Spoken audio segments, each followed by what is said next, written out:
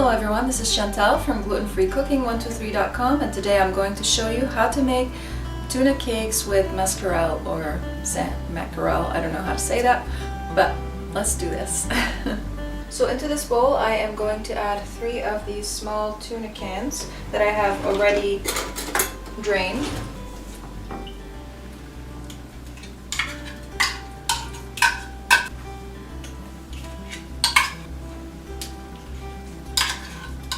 And I also have here a pink salmon, a large can of pink salmon. Now, normally I would use Mackerel or Mackerel, whatever its name is, but I don't know how to pronounce it.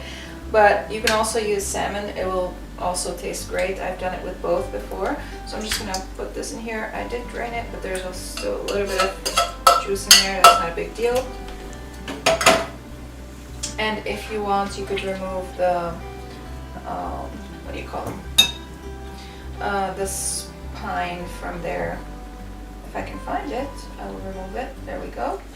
It's just these big pieces of bone that's normally undesirable. It doesn't bother you. I personally don't like these pieces. And while I'm preparing this, I have already pre-cooked my rice to serve with this. And now I'm going to crack 2 large eggs.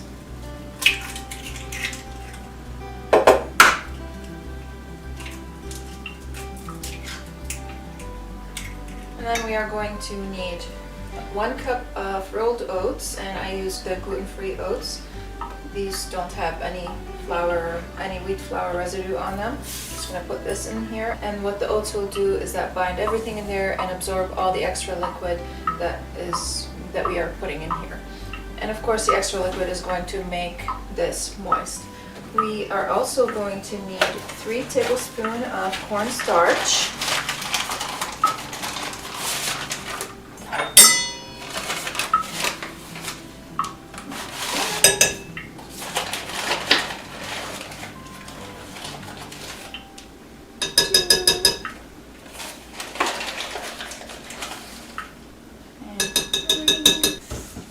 Tablespoons of lemon juice, half a teaspoon of black pepper. You could also use the freshly cracked stuff. Personally, I prefer that, but I'm trying to be quick right now. 1 teaspoon paprika,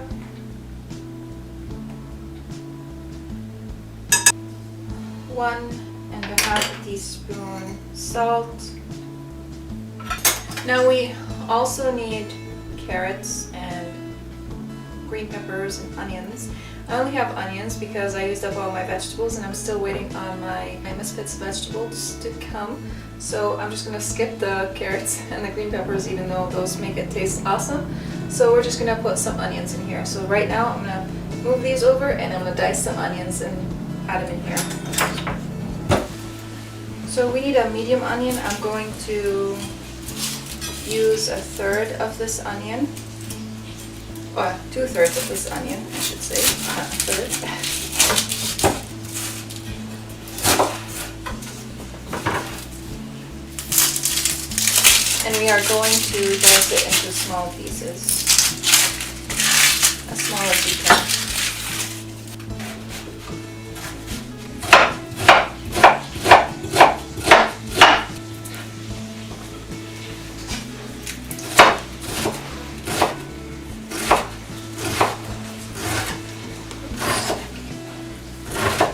You can also go over it a little bit and just chop any pieces that you think are a little bit too big. This is going to make you cry, but it's okay. It's only going to last for for a small amount of time. I'm sure you'll have a lot of support. I'm going to add these in here. We are just going to give everything a rough mix with the spoon, and then I like to get in with using my hands just to make sure that everything is well combined. can't get in there now. Okay, this looks good, and you can see that when I try to pull it together, it holds its shape, and then I can form it into patties like this, and it's still holding its shape. So now we can move on to the next step, and I'm gonna wash my hands first. So now I'm going to use this pan right here, it's stainless steel pan. I'm going to preheat it first with some oil in it, because if we don't preheat it, everything will stick to it. So now I'm going to preheat this pan on around medium heat, and while it's preheating, I'm going to add in some oil just at the bottom. Not too much, but not too little. And then while we are frying the tuna cakes, if we notice that we need more oil, we can add a little more. I'm just gonna add a tiny bit more. I also got this a few years ago, and this is you're supposed to use it to cook your egg in it to make it in a circular shape so that you can put it in your muffins. But what I use it for is to make these tuna cakes and make them into circles, because I like them to be perfect. I'm crazy that way. So it also helps me to make them all uniform, and that I'm just emphasizing the point now. We better move on. Okay, so I'm just gonna wait until this preheats, and then I'll let you get, and then I'll come back to you. So I can start seeing here that the oil is starting to glisten. I don't know if you can tell the difference, but that means that the oil is getting hot. And you don't want the oil to get to the smoking point. I also can tell that it's hot by hovering my hand over it and feeling if I feel a lot of warmth coming from the pan, that means the pan is hot enough. I think I'm just gonna wait a few more seconds. I think it's hot enough. Now I'm going to put this in here. Now this is silicone, so it's safe to do that. You don't have to. That's just me. And now I just put it in and push the tuna cakes into it, and then move on to the next one.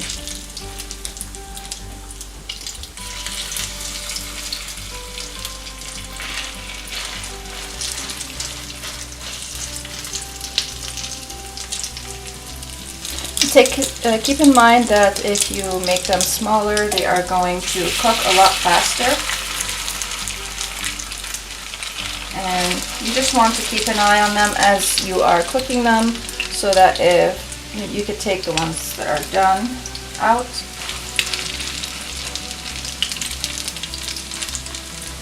I think.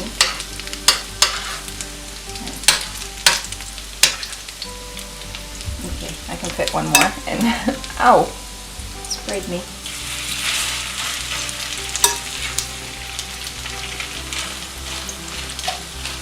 Put a little bit more in here. Okay, and now we are going to let them cook on the first side, or fry, or whatever you call that. And then we are going to flip them to the next side. Okay, now I'm going to check the bottom. The ones that I put first.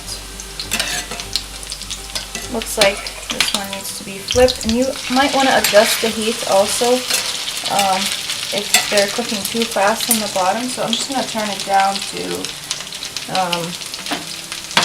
a little bit, like 1 notch.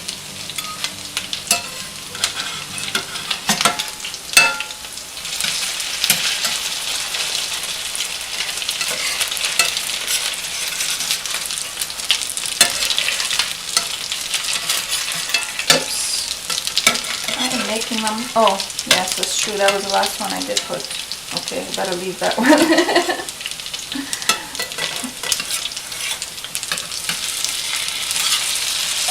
If you feel like your tuna cakes are falling apart too much because you might have too much liquid in there, what you can do is add in a little bit of cornstarch, a little more.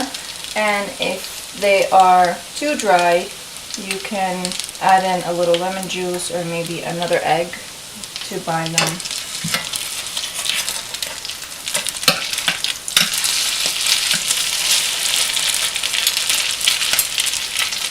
And don't forget the tuna is already cooked and the eggs on the inside don't take that much to get cooked anyways. So you're not trying to dry them out. You just want that crispy, you want them to have crispy sides. And you also want them to be moist on the inside as well. Okay, I think I'm going to try to flip this one. No, I did mess it up by trying to flip it too early. You could just shove it back together. Oops. Like that. So now I'm going to start taking them out, starting from the ones that I put in first. Just want to make sure I'm recording.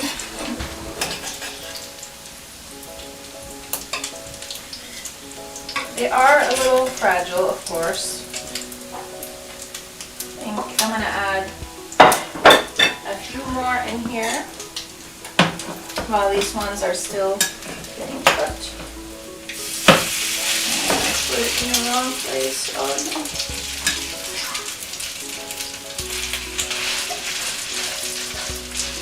Ow. Try not to burn yourself as you do that.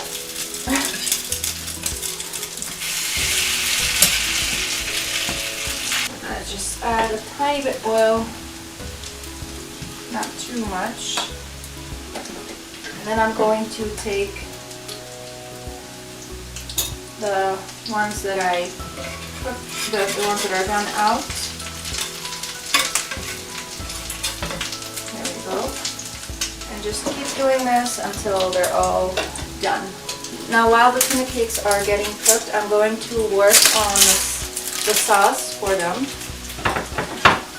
And I like to make a soy sauce based sauce. You could also make one with some mayonnaise and lemon juice and mustard. But this is the sauce that we like. And I like to add in a little bit of onions in there. If you have green onions, you could use that too. Maybe some fresh garlic. I don't have fresh garlic right now. Just going to add about a 1/4 cup of onions in here and a 1/4 cup of vinegar. You could also use rice vinegar for a milder flavor of vinegar, and a 1/4 cup of soy sauce. You could make more of this, of course, but I just like to make a small amount, and then if we need more, I could always add more. Some people like to put a little more soy sauce and vinegar, but I like it to have a little bit of a zing to it so that it would it would go well with the tuna cakes with that slightly sour taste to it. Okay, so I'm going to finish with the tuna cakes and then we'll get back to you. So all my tuna cakes are done. They're crispy on both sides. And my rice is done. Everything is done. All that's left to do is just to eat. So I'm going to serve myself a little bit of rice that I have already pre-cooked, and it's warm. Oops. I use jasmine rice with this.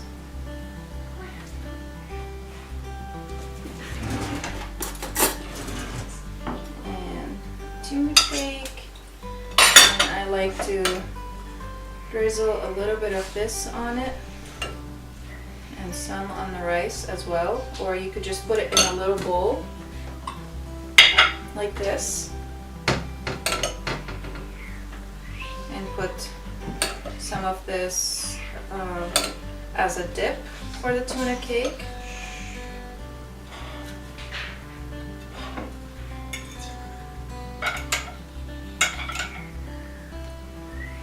It's delicious. It's one of my daughter's favorite meals.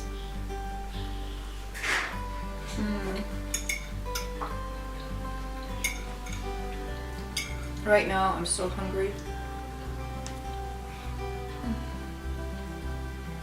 I could eat so many of these. You could see the inside is still soft and it's very moist on the inside, and it's of course well cooked, and it's just so delicious. It's savory, it has that little bit of a lemony flavor. You could of course serve it with a salad, some vegetables, whatever you want. So that's how easy it is to prepare tuna cakes. I hope you guys enjoyed this video. I hope you learned something new. And if you like this video, please hit the like button. And if you are new here, please don't forget to subscribe and hit the bell so that you can receive notifications of whenever I upload new videos. Thank you guys so much for watching, and I'll see you again in the next episode.